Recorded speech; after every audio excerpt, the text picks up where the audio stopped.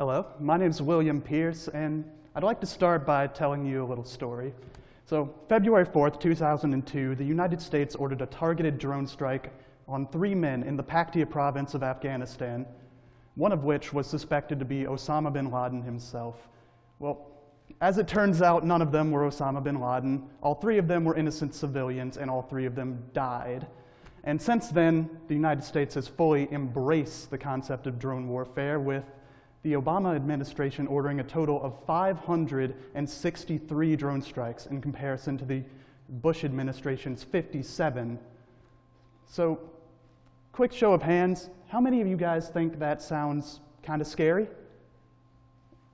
Yeah, makes sense. I mean, they're machines that are capable of murder and are fully remote controlled. It does sound kind of scary.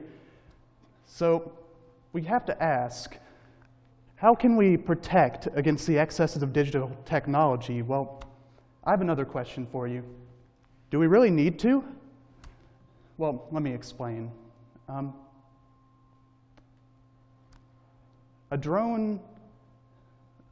me explain, okay? When a drone is given the same task as a human combatant, see, a lot of people I hear say that drone warfare is unethical. Well, it really can't be, because when you give a drone the same task as a human combatant, it'll do the same thing. Let me explain. Okay, so imagine that I'm a drone being sent to take out this high-priority military target. So, I see the target, I shoot the target. Crazy, okay? Now imagine that I'm a human combatant sent to do the same thing. I see the target, and in a very unexpected result, the bottle is on the floor. Okay?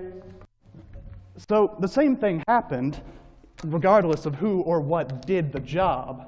So when you have 2 exactly the same results from 2 different people, you can't really say that one's more unethical than the other. So yeah, they're both equally ethical. You can't really make that argument. So, of course, I hear a lot of people say,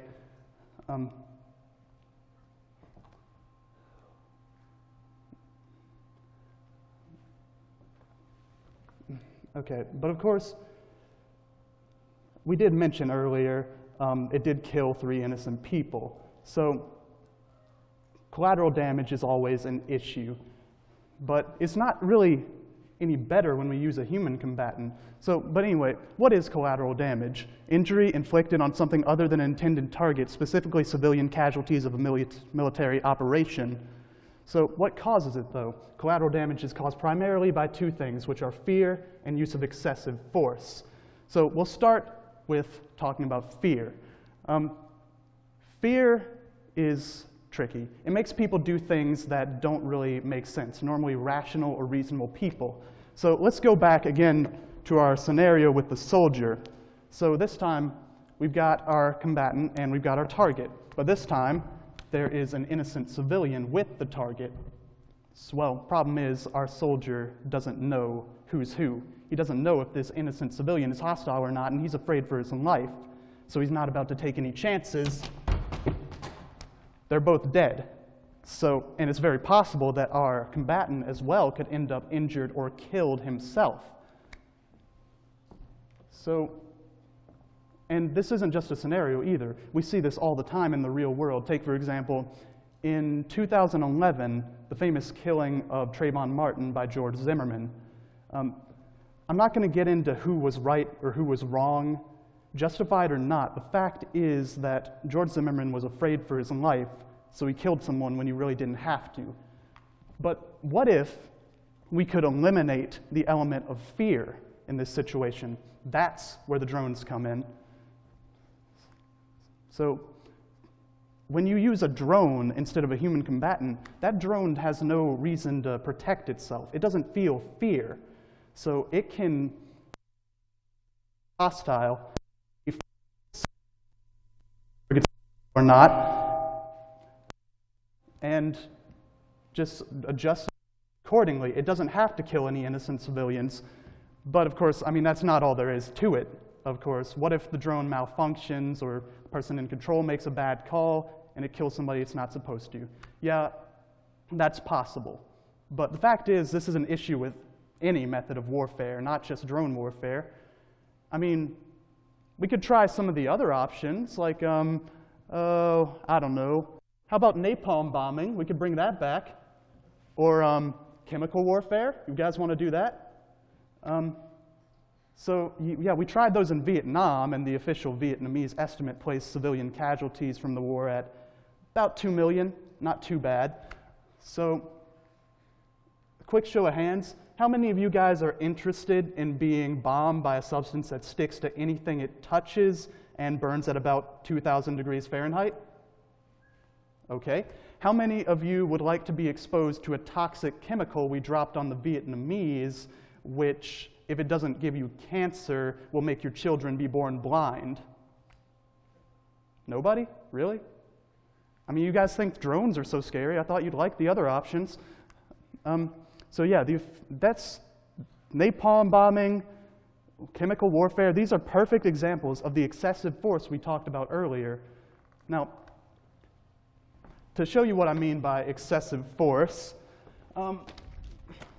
let's say I want to open this water bottle. So let's open the water bottle.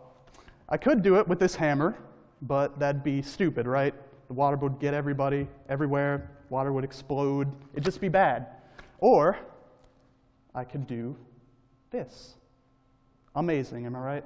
So, same thing applies to warfare.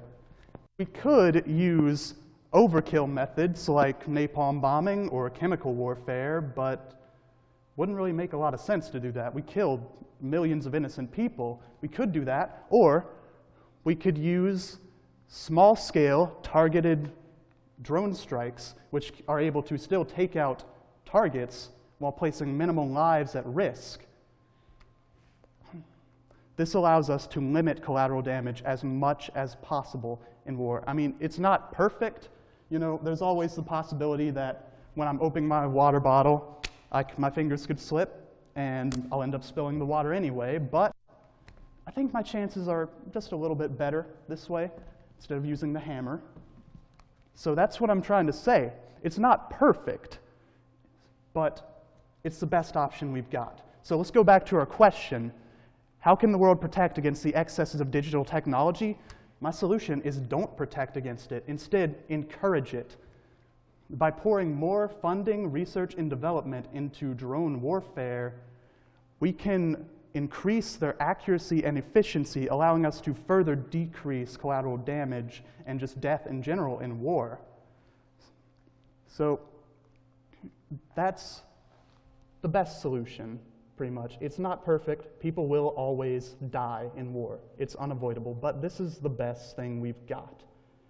It'd be even better if we just wouldn't kill people, but that's not happening, so I'll take what I can get. Thanks for your time.